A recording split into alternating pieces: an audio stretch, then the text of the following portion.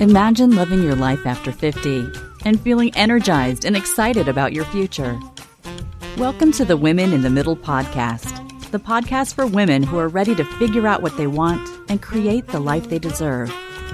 Here's your host and master certified life coach, Susie Rosenstein.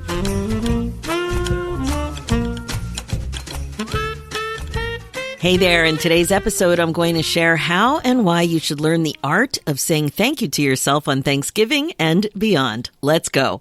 Welcome back to the podcast, Women in the Middle, with over 1 million downloads and counting. I'm your host, Susie Rosenstein, your master certified coach and midlife mentor, and I am so glad to be here with you again.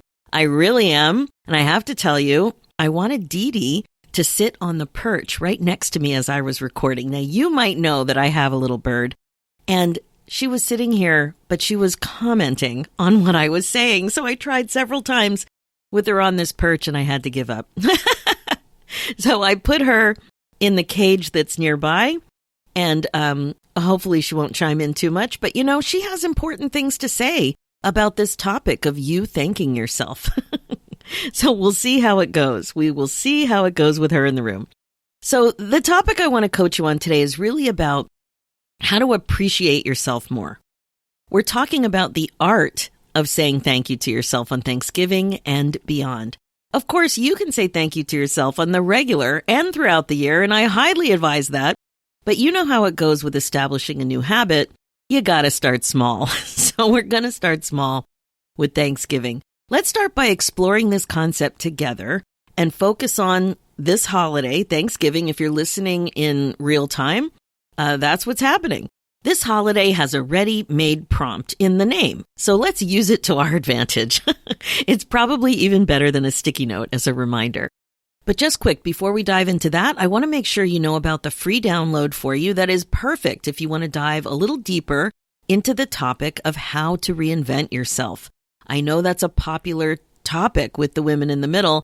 So to find out more about how to get unstuck, imagine what's possible, and live your best life in the middle, reimagined, head on over to www.susierosenstein.com/10 questions. And you'll get your copy right away in your email. And then that will be perfect for you to be on your way right away. Actually, it's not always right away. You'll get the download right away. But, you know, when you ask yourself these 10 questions about reimagining what's possible, reinventing yourself, it takes time, but answering the questions will really help you sort out some of your thoughts and some of the things that you're going to realize you haven't really thought about and you need to keep moving forward. Anyway, you're going to love it. And one more thing, I also want to make sure you heard about the exciting new thing that will be coming to you soon. I've been posting about it on social media too. I don't have an exact date, but it's getting closer and closer. I've been hinting that something big is coming. It's new, it's exciting, and it's something specifically for midlife women entrepreneurs to share their message. So stay tuned. It really is coming soon. Okay, let's dive into this interesting topic about the art of saying thank you to yourself on Thanksgiving and beyond. Now, I have a feeling this topic isn't anywhere on your list of things that you have to do. With the whole lead up to Thanksgiving dinner, the travel, the cooking, the family time, the house chores, all of it. There's also Thanksgiving weekend. More activities, watching football, parades, travel, marching band, family, cleaning, organizing, shopping, eating, and the social stuff in the middle. It's the holiday that keeps on giving. At first, I was thinking about talking about having less stress over the holiday when I was, preparing the podcast topic. And, the stress thing is on everybody's mind, like easing your stress, avoiding stress, how stressed you are, having less stress. And of course, this is a perfect fit, a really nice fit with another free download I have called 3 Steps to Regret-Proof Your Holiday, which you can have right now. Just go to the show notes and you'll see the link there. So I did a quick Google search, and there are tons of resources out there to help you with this, with stress. Because let's face it, it's stressful, and you're not alone. That is for sure. I was actually a little down, a little depressed at how many things came up in that brief search. It made me so sad that women set themselves up like this every year, and I am totally guilty of this too. it's a lot. We take it all on. We try to make it meaningful. We try to make it delicious. We try to please everyone, make sure everyone has a great time. And of course, we want to make it memorable too. It really is a lot. And as much as you may like doing it, or at least some of it, there wouldn't be this many resources, support, free downloads, blogs, and podcasts about how to have less stress if it really wasn't so pervasive with women in the middle. And probably for women in general, but women in the middle, we really have it when it comes to entertaining on big holidays. Then I started to think about what the holiday is all about. It's gratitude. So I wanted to flip the switch and think about what we could be grateful for that you might not have at the top of your list. The first image that popped into my mind was actually you. Well, not exactly you, because I don't know, exactly who you are at this particular moment in time when you're listening. But you know what I mean, the women in the middle. And I hope you're a proud member of this group of amazingness. There's one thing I know about women in the middle. It's that there is very little self-appreciation going on. Very little. You might think you're amazing every now and again, but really, it's not typically top of mind. It is way easier to think about what you're not doing or achieving than to focus on what you are doing exceptionally well. In my midlife coaching world lately, I can't believe how much of this, or how little of this, I guess is more accurate, is going on. Self-criticism and not enoughness? Plentiful. Plentiful. Common thoughts running through your head and taking up expensive, valuable real estate in your brain are probably more like this. I should be further ahead with the planning. I'm not as organized as I could be. The house isn't as clean as I wanted it to be. So-and-so is better at this than I am. It's not as nice as I hoped. It's not as delicious as I wanted. And so on, and so on, and Scooby-Dooby-Doo. You know what? We're everyday people. You're not the only midlife gal thinking this stuff. And this kind of thinking is just that. It's a bunch of thoughts. And you know what else? They're not useful. As my old high school band director Fred used to say, they are stinking up the joint. Think about it. Really think about it. Do you feel amazing when you think that you should be better than you are? Or that you should be further ahead? I caught myself thinking I should be further ahead. That one is very common for me, and it came up last week. Now I'm getting better at seeing it, which we'll talk more about in a minute, but it never ends.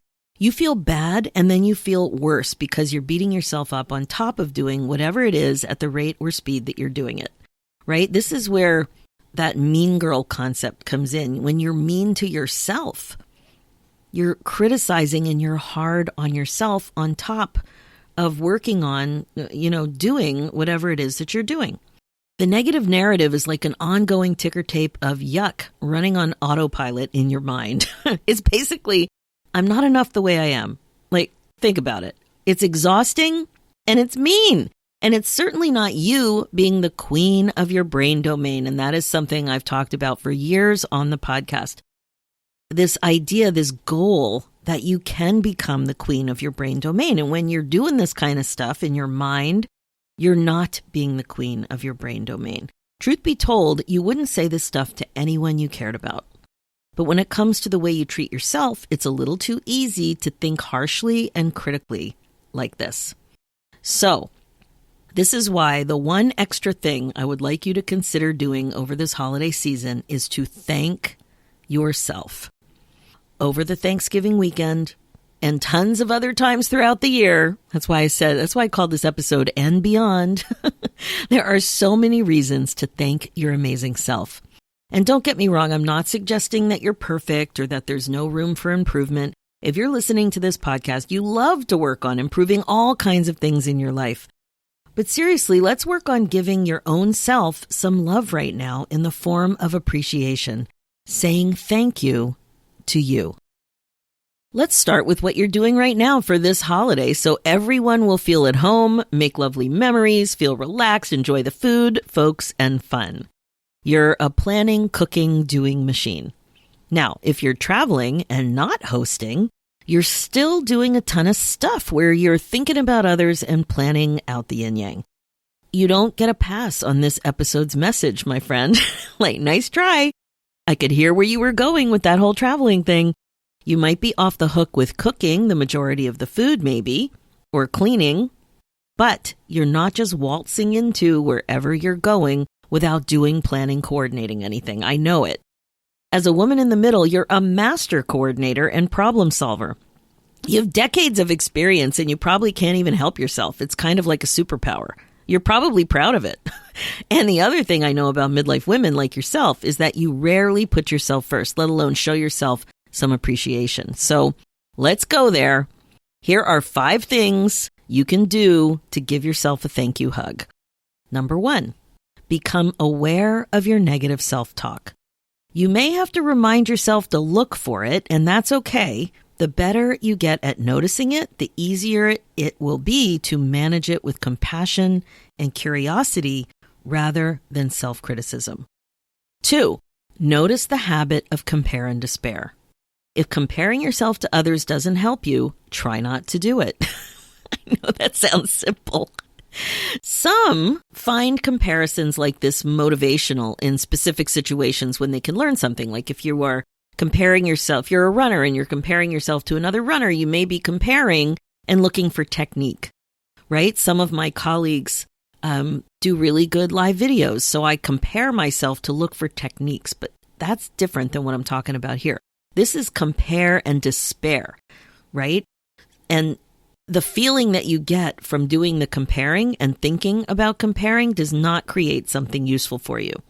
For many of us, it is not useful at all, and it just makes you diminish your own amazingness and feel bad about yourself. So if compare and despair feels terrible, it's not useful.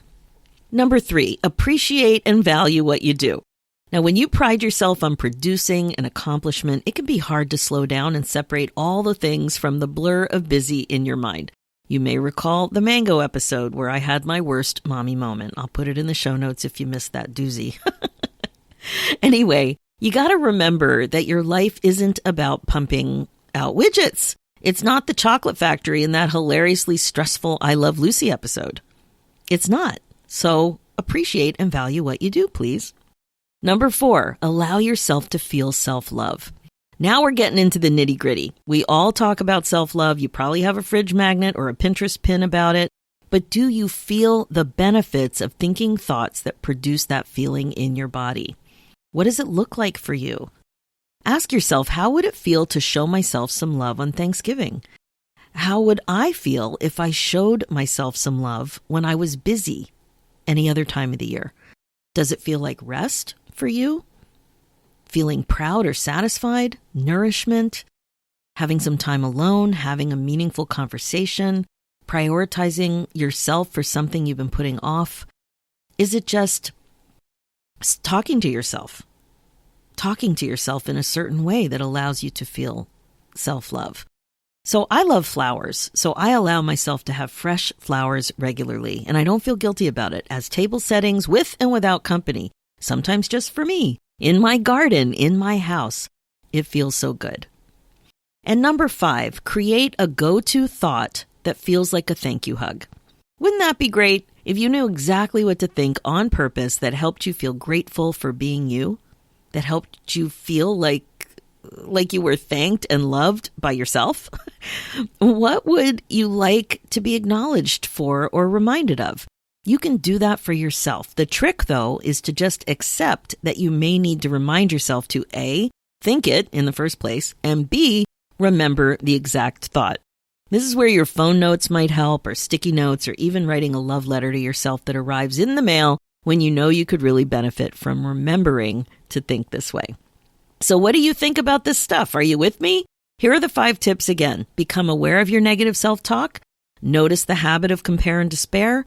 Appreciate and value what you do. Allow yourself to feel self-love.